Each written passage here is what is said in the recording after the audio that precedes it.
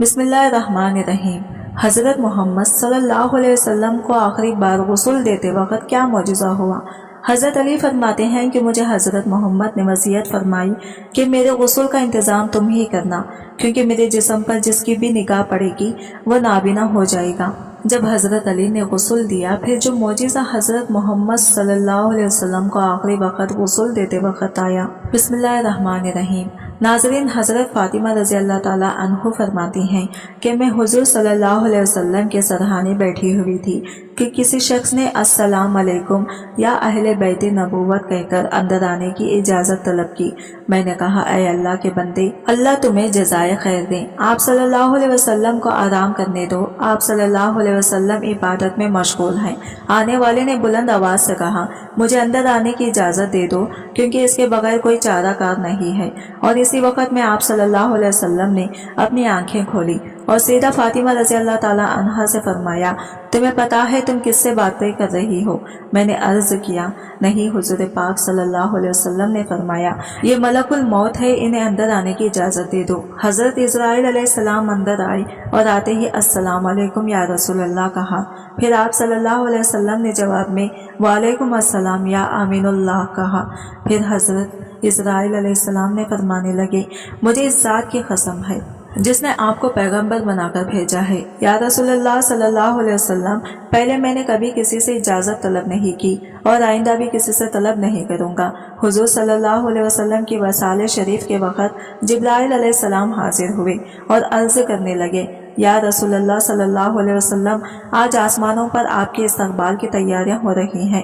اللہ تعالیٰ نے جہنم کے داروں کا مالک کو حکم دیا ہے کہ مالک میرے حبیب صلی اللہ علیہ وسلم کی روح مبارک آسمانوں پر تشریف لا رہی ہے، اس اعزاز میں دوزخ کی آگ کو بجھا دو۔ اور جنت کے حوروں سے فرمایا ہے کہ تم سب سجے سورو، اور فرشتوں سے فرمایا ہے کہ تعظیم روح مصطفیٰ صلی اللہ علیہ وسلم کے لیے صف با صف کھڑے ہو جاؤ۔ اور اللہ تعالیٰ نے مجھے حکم فرمایا ہے کہ میں آپ صلی اللہ علیہ وسلم کی خدمت میں حاضر ہو کر آپ کو بشارت دوں کہ تمام انبیاء اور ان کی امتوں پر جنت حرام ہے، جب تک آپ اور آپ صلی اللہ علیہ وسلم کی امت جنت میں داخل نہ ہو جائیں۔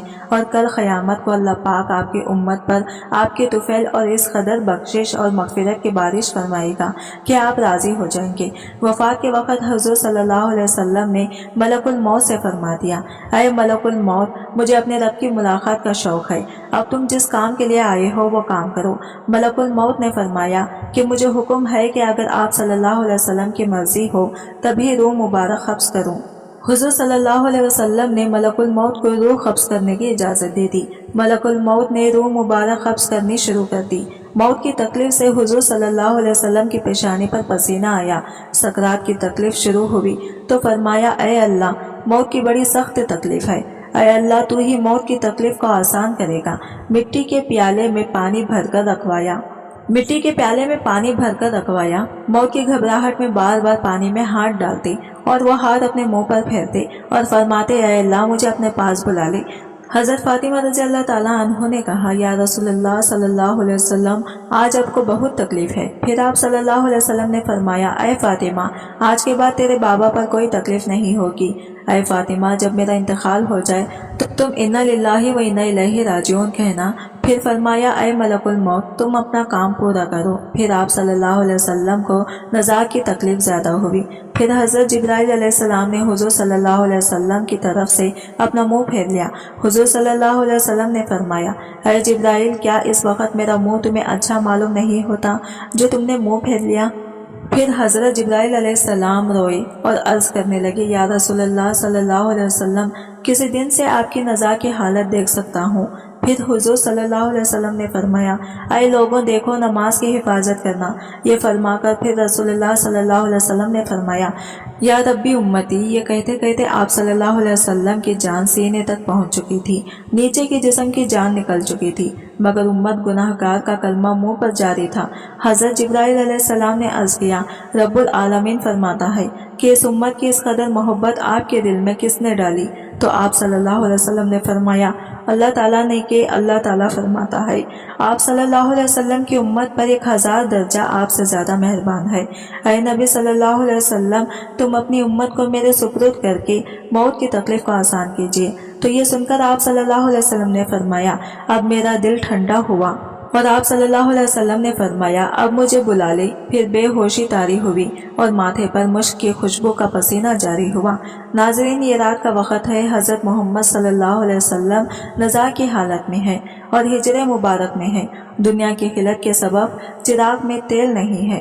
حضرت عائشہ صدیقہ رضی اللہ تعالیٰ عنہ نے اٹھ کر ہمسایہ کی عورتوں کے پاس چراغ بھیج کر کہا کہ اللہ کے واسطے 2 بوند تیل کے ہمارے چراغ میں ڈال دو کہ جناب رسول خدا صلی اللہ علیہ وسلم اندھیرے میں وفات پا رہے ہیں۔ ہاتھ آپ صلی اللہ علیہ وسلم کا آسمان کی طرف تھا، زبان پر کلمہ جاری تھا، اور آپ صلی اللہ علیہ وسلم کی گردن ایک طرف ہو گئی، چاروں طرف روشنی ہی روشنی پھیل گئی اور روح مبارک آسمان کی طرف پرواز کر گئی، اور ناظرین ایک بہترین خوشبو ہجرہ مبارک میں پیدا ہوئی۔ طبیعت نے جان لیا کہ حضور صلی اللہ علیہ وسلم براق پر سوار ہوئے، واپس نہ آئیں گے۔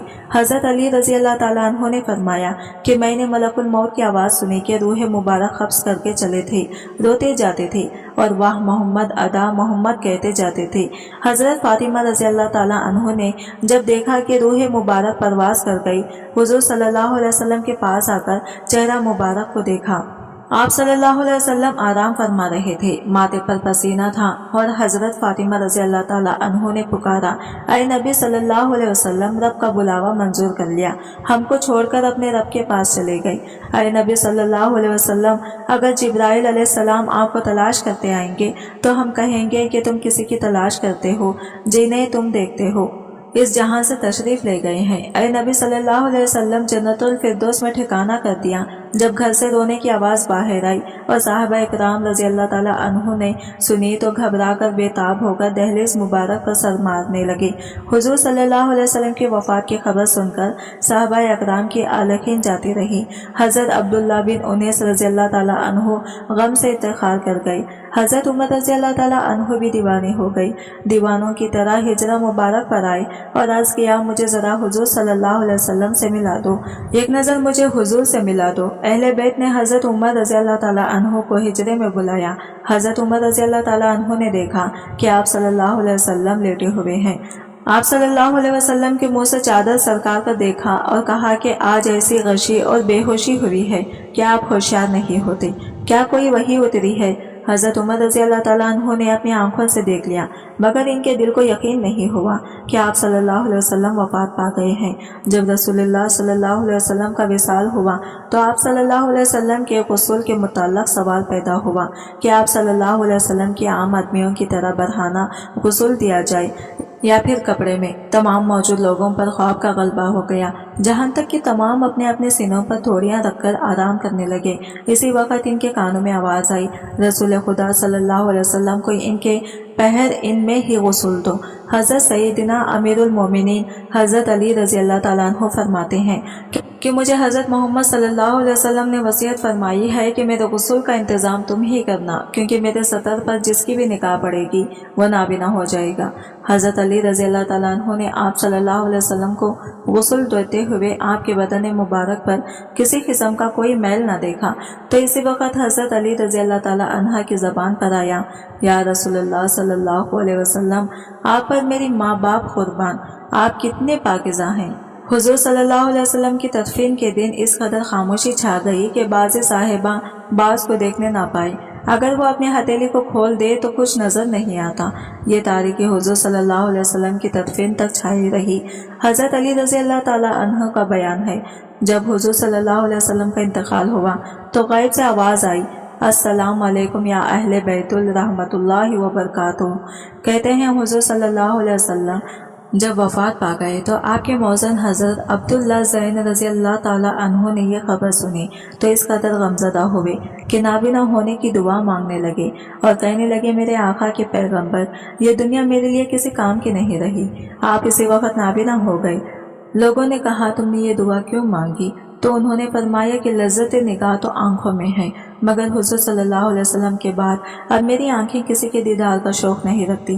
حضرت علی رضی اللہ تعالیٰ عنہ کہتے ہیں، جب ہم حضور صلی اللہ علیہ وسلم کو دفن کر رہے تھے تو یہ کروی آ کر حضور صلی اللہ علیہ وسلم کی تربیت پر لیٹ گیا اور کہتا تھا، یا رسول اللہ صلی اللہ علیہ وسلم، آپ نے حکم دیا اور ہم نے سنا، آپ نے قرآن کریم اللہ تعالیٰ سے سیکھا ہے اور ہم نے آپ سے سیکھا، اللہ تعالیٰ نے فرمایا اگر یہ لوگ اپنی جانوں پر ظلم کریں اور آپ کی بارگاہ میں حاضر ہو کر اللہ تعالیٰ سے استغفار کریں اور اللہ کے رسول اللہ صلی اللہ علیہ وسلم کی ان کی بخشش طلب کریں تو وہ اللہ کو بہت توبہ قبول کرنے والا اور رحم کرنے والا پائیں گے۔ ہم نے اپنی جانوں پر ظلم کیا اور آپ صلی اللہ علیہ وسلم کی بارگاہ میں حاضر ہوئے ہیں تاکہ آپ ہماری بخشش طلب کریں۔ اسی وقت خبر اطہر سے آواز آئی کہ تم بخشش دے گئے ہو، تم بخشش دے گئے ہو۔ نبی اکرم کی خبر وفات کے بعد مسلمانوں کے جگر کٹ گئے، قدم لڑکھڑا گئے، چہرے بجھ گئے، آنکھیں خون بہانے لگی، ارض و سما سے خوف آنے لگا، سورج تاریک ہو گیا، آنسو بہ رہے تھے اور نہیں تھمتے تھے۔ کئی صاحبہ حیران و سرگردان ہو کر آبادیوں سے نکل گئی، کوئی جنگل کی طرف بھاگ گیا، جو بیٹھا تھا بیٹھا رہ گیا، جو کھڑا تھا اس کو بیٹھ جانے کا یارانہ ہوا۔ مسجد نبوی قیامت سے پہلے قیامت کا نمونہ پیش کر رہے تھے۔ صدیق اکبر تشریف لائے اور چپ چاپ حجرہ عائشہ میں داخل ہو گئی۔ یہاں رحمت العالمین کی میت پاک پڑی تھی۔ صدیق اکبر نے چہرہ اقدس سے کپڑا ہٹا کر پیشانی مبارک پر بوسہ دیا اور پھر چادر ڈھک دی اور رو کر کہا، نبی اکرم پر میری ماں باپ قربان، آپ کی زندگی بھی پاک تھی اور موت بھی پاک ہے۔ اللہ اب آپ پر دو موتیں وارد نہیں ہوں گی۔ اللہ نے جو موت لکھ رکھی تھی آپ نے اس کا ذائقہ چکھ لیا اور اب اس کی بعد موت اب تک آپ کا دامن نہ چھو سکے گی۔ جب صدیق اکبر مسجد نبوی میں تشریف لائے، عمر فاروق غیبت بے بسی سے نڈھال کھڑے تھے اور بڑے درد و جوش سے اعلان کر رہے تھے کہ منافقین کہتے ہیں کہ محمد انتقال فرما گئے ہیں۔ یا اللہ، آپ نے وفات نہیں پائی، آپ اللہ تعالیٰ کی بارگاہ میں موصی کی طرح طلب کیے گئے ہیں جو 40 روز غائب رہ کر واپس آ گئے تھے۔ اس وقت موصی کی نسبت بھی یہی کہا جاتا تھا کہ آپ وفات پا گئے ہیں۔ خدا کی قسم مجھے بھی انہی کی طرح دنیا میں واپس تشریف لائیں گے اور ان لوگوں کے ہاتھ پاؤں کاٹ دیں گے جو آپ پر وفات کا الزام لگاتے ہیں۔ صدیق اکبر نے عمر فاروق کا کلام سنا تو فرمایا، عمر سنبھلو اور خاموش ہو جاؤ۔ جب عمر فاروق اپنے وار فرگی میں بہر چلے گئے تو صدیق اکبر نہایت دشمنی کے ساتھ ان سے الگ ہٹ گئی اور خود گفتگو شروع کر دی۔ جب حاضرین مسجد بھی عمر کو چھوڑ کر ادھر متوجہ ہو گئے تو آپ نے پہلے حمد و ثنا بیان کی، پھر فرمایا، اے لوگو، تم میں سے جو شخص محمد کو پوچھتا تھا وہ سمجھ لے کہ محمد وفات پا گئے ہیں، اور جو شخص خدا کا پرواہ، خدا کا پرستار ہے، وہ جان لے کہ اللہ تعالیٰ زندہ ہے اور وہ کبھی مرے گا نہیں، اور یہ حقیقت خود خدا نے پاک نے واضح کر دی ہے۔